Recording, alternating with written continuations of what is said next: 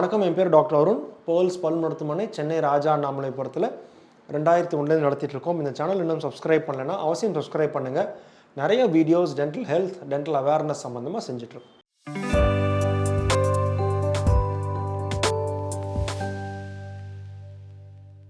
இப்போ க்ளீனிங்னு நம்ம பார்க்கும்போது யூஸ்வலாக வந்து இந்த அல்ட்ராசானிக் ஸ்கேலர்னு இருக்குது. அந்த அல்ட்ராசானிக் ஸ்கேலர் மூலமாக தான் நம்ம வந்து டென்டல் பல்ல க்ளீன் பண்ணுவோம்.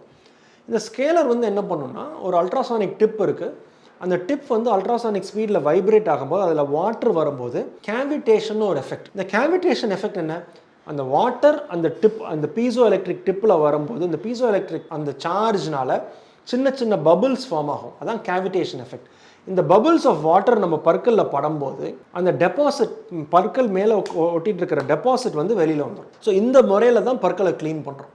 ஸோ இந்த ஸ்கேலிங் பண்ணும்போது இந்த பீசோ எலக்ட்ரிக் முறையில், கேவிடேஷன் முறையில் பற்களை க்ளீன் பண்ணும்போது எனாமல் வரத்துக்கான வாய்ப்பே கிடையாது. ஸோ நம்ம என்ன ஃபஸ்ட்டு புரிஞ்சுக்கணும்னா, பற்கள் சொத்தையாயிடுச்சு, அதுக்கு வந்து ஏரோட்டர் ஹேண்ட் பீஸ் மூலமாக சொத்தையை ரிமூவ் பண்ணுவோம். ஸோ அதை ரிமூவ் பண்ணும்போது எனாமல் எடுக்கிறதுக்கான வாய்ப்பு இருக்குது. ஏன்னா அந்த எனாமல் அங்கே டீகே ஆகிடுச்சு, அந்த டீகே ஆனதை எடுக்கணும். அது வந்து நம்ம ஸ்கேலர் மூலமாக அந்த டீகேயை ரிமூவ் பண்ண முடியாது. ஸோ என்ன நம்ம ஃபஸ்ட்டு புரிஞ்சுக்கணும், ஸ்கேலிங் பண்ணுறது வந்து அந்த ஹேண்ட் பீஸில் பண்ணக்கூடாது. இந்த பீசோ எலக்ட்ரிக் முறையில் இந்த ஸ்கேலர் மூலமாக பண்ணும்போது கேவிடேஷன் முறையில் வரும்போது எனாமல் போகிறதுக்கான வாய்ப்பே இல்லை. ஸோ எனாமல் போகிறதுக்கு வாய்ப்பு இல்லை டாக்டர், அப்போ ஏன் பற்களுக்கு நடுவில் கேப் வருது? இது நெக்ஸ்ட் கொஸ்டின் இல்லையா? இப்போ நம்ம என்ன புரிஞ்சுக்கணும்னா, இனிஷியலாக நான் சொன்ன மாதிரி ஃபஸ்ட்டு என்ன சொன்னேன், ஃப்ரீக்வெண்ட் பீரியாடிக்காக போய் க்ளீன் பண்ணிக்கும் போது ஈர் இறங்கி இருக்காது. ரொம்ப வருஷம் நம்ம க்ளீன் பண்ணாமல் விட்டுட்டோம். அப்போது ரொம்ப வருஷம் க்ளீன் பண்ணாமல் விட்டுட்டோன்னு என்ன, ஈர் லெவல் இறங்கிடுச்சு, உள்ளுக்குள்ளே இருக்கிற எலும்பு லெவல் இறங்கிடுச்சு. ஸோ ஈருக்கு நடுவில் இருக்கிற எங்கே எலும்பு இருக்கணுமோ, எங்கே ஈர் இருக்கணுமோ அந்த இடத்துல இப்போ டெபாசிட் தான் இருக்குது. ஸோ நம்ம க்ளீன் பண்ணும்போது டெபாசிட்டை ரிமூவ் பண்ணால் ஆட்டோமேட்டிக்காக கேப் இருக்குமே. அந்த கேப் எனாமல் போனதுனால கேப் கிடையாது, டெபாசிட் எடுத்ததுனால கேப். இதுவும் வந்து ரொம்ப இனிஷியல் ஸ்டேஜில், அதாவது 1 year 2 years க்ளீன் பண்ணாமல் விட்டுட்டோம், இனிஷியல் ஸ்டேஜில் இருக்கும்போது எடுத்துட்டா அந்த இடத்துல திருப்பி ஈரும் எலும்பும் வளர்ந்துரும், கேப் க்ளோஸ் ஆகிடும், ப்ராப்ளம் இல்லை. ஒரே நாளில் வளருமா? ஒரே நாளில் வளராது. ஆனால் ஒரு period of 2 to 3 weeks close ஆகிடும், ப்ராப்ளம் கிடையாது. ரொம்ப அட்வான்ஸ் ஸ்டேஜில் விட்டுட்டோம், ரொம்ப இறங்கிடுச்சு, அப்போ தான் வந்து திருப்பி அந்த இடத்துல கேப் க்ளோஸ் ஆட்டோமேட்டிக்காக க்ளோஸ் ஆகிறதுக்கான வாய்ப்பு இல்லை. அதுக்கு உண்டான ட்ரீட்மெண்ட் பண்ணால் தான் கேப்பை க்ளோஸ் பண்ண முடியும்.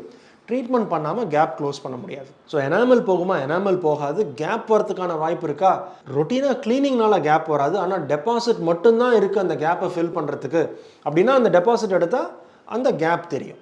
ஸோ அந்த கேப்பை க்ளோஸ் பண்ணுறதுக்கு என்ன ட்ரீட்மெண்ட்டோ அதான் பண்ணணுமே தவிர, டெபாசிட் எடுக்காமல் அப்படியே விட்டுட்டோம் அப்படின்னா என்ன ஆகும்? மேலும் ஈர் ரொம்ப வீக் ஆகி பற்கள் ஆடி பற்கள் விழறதுக்கான வாய்ப்பு தான் அதிகமே தவிர அந்த பற்கள் ஹெல்த்தியாக இருக்காது, பற்களில் ப்ராப்ளம் வரதுக்கான வாய்ப்பு அதிகமாக இருக்குது. ஸோ இது வந்து பற்களுக்கு நடுவில் கேப். ஸோ எனாமல் போகாமல் ஏன் கேப் வந்ததுன்னா இந்த காரணத்தினால. ரெண்டாவது, பற்களில் கூச்சம் ஏற்படுமா? யூஸ்வலாக நம்ம அதே நான் சொன்ன மாதிரி இனிஷியலாக பீரியாடிக்காக ஸ்கேலிங் பண்ணால் சென்சிட்டிவிட்டி வரதுக்கான வாய்ப்பே இல்லை. ரொம்ப வருஷம் ட்ரீட்மெண்ட் பண்ணாமல் விட்டுட்டோம், ஈர் லெவல் இறங்கிடுச்சு அப்படின்னா என்ன ஆகும்?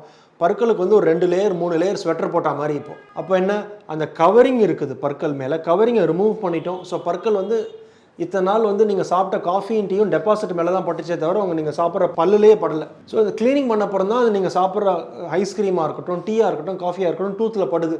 ஸோ புதுசாக படும்போது இனிஷியல் எக்ஸ்ட்ரீம்ஸ் ஆஃப் டெம்பரேச்சர், ரொம்ப ஹாட்டான ஃபுட்டுக்கோ கோல்டான ஃபுட்டுக்கோ சென்சிட்டிவிட்டி வரதுக்கான வாய்ப்பு இருக்குது. இது பயப்படுறதுக்கு எதுவுமே இல்லை.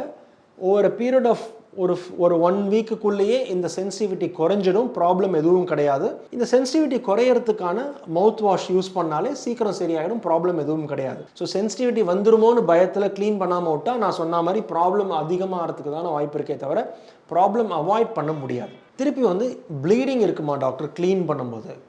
நான் என்ன சொன்னேன், இந்த டெபாசிட்டில் பாக்டீரியா இருக்குது, டாக்ஸின்ஸ் ரிலீஸ் பண்ணுறது, டாக்ஸின்ஸ் ரிலீஸ் பண்ணி ஈர் வந்து வீக்கமாகிடும். எதனால் ஈர் வீக்கமாகுது?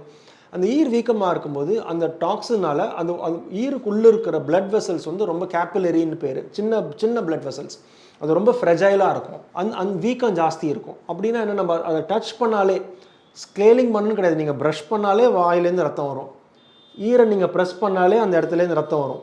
ஸோ இதெல்லாம் வந்து டிசீஸுக்கான அறிகுறி, ப்ராப்ளம் இருக்கிறதுக்கான ஒரு அந்த கம் வீக்கமான அறிகுறி. ஸோ ஏற்கனவே டெபாசிட்ஸ் நிறையா இருந்து ஈர் வீக்கமாக இருக்கும்போது க்ளீன் பண்ணும்போது அந்த க்ளீன் பண்ணுற ப்ராசஸில் ப்ளீடிங் வரதுக்கான வாய்ப்பு இருக்குது. அதை பற்றி பயப்பட வேண்டாம். க்ளீன் பண்ணதுக்கப்புறம் ஈரோட ஹெல்த் இம்ப்ரூவ் பண்ணதுக்கப்புறம் ஆட்டோமேட்டிக்காக இந்த டெபாசிட்லாம் எடுத்ததுக்கப்புறம் ஈர் ஹெல்த் நார்மல் ஆகிடும்.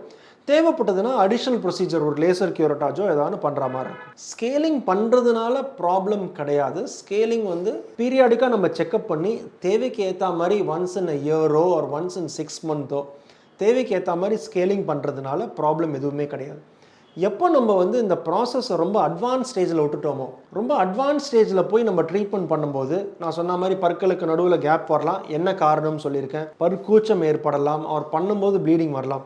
இந்த ப்ராப்ளம்னா வரதுனால ட்ரீட்மெண்ட் பண்ணுறதுனால இல்லை, ட்ரீட்மெண்ட் ரொம்ப அட்வான்ஸ் ஸ்டேஜில் இருக்கும்போது க்ளீனிங் பண்ணுறதுக்கு மேலே உங்கள் டாக்டர்கிட்ட நீங்கள் கேட்டுருங்க, இது மாதிரி வரத்துக்கான வாய்ப்பு இருக்கா, இதை எப்படி அவாய்ட் பண்ணணும், இந்த சென்சிட்டிவிட்டி வராமல் என்ன பண்ண முடியும், கேப் வந்துடும்னா கேப் எப்படி க்ளோஸ் பண்ணுறது, ஈர் ஹெல்த்தை இம்ப்ரூவ் பண்ண முடியுமா, இது எல்லாமே உங்கள் டாக்டர்கிட்ட நீங்கள் செக் பண்ணிவிட்டு அதுக்கப்புறம் நீங்கள் ஸ்கேலிங் பண்ணிக்கிட்டிங்கன்னா நீங்களும் ப்ரிப்பேர்டாக இருப்பீங்க ஸ்கேலிங் பண்ணிக்கிறதுக்கு.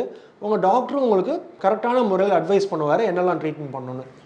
இந்த வீடியோ பிடிச்சிருக்கும்னு நினைக்கிறேன். வேறு ஏதாவது கொஸ்டின்ஸ் இருந்ததுன்னா அவசியம் கமெண்ட் செக்ஷனில் கமெண்ட் பண்ணுங்கள். வீடியோவை லைக் பண்ணுங்கள், சேனலை சப்ஸ்கிரைப் பண்ணுங்கள். அடுத்த வீடியோவில் சந்திக்கிற வரைக்கும் டாக்டர் அருண் பேர்ல்ஸ் பல் மருத்துவமனையிலேருந்து பேசுகிறேன். நன்றி, வணக்கம் அண்ட் தேங்க்யூங்க.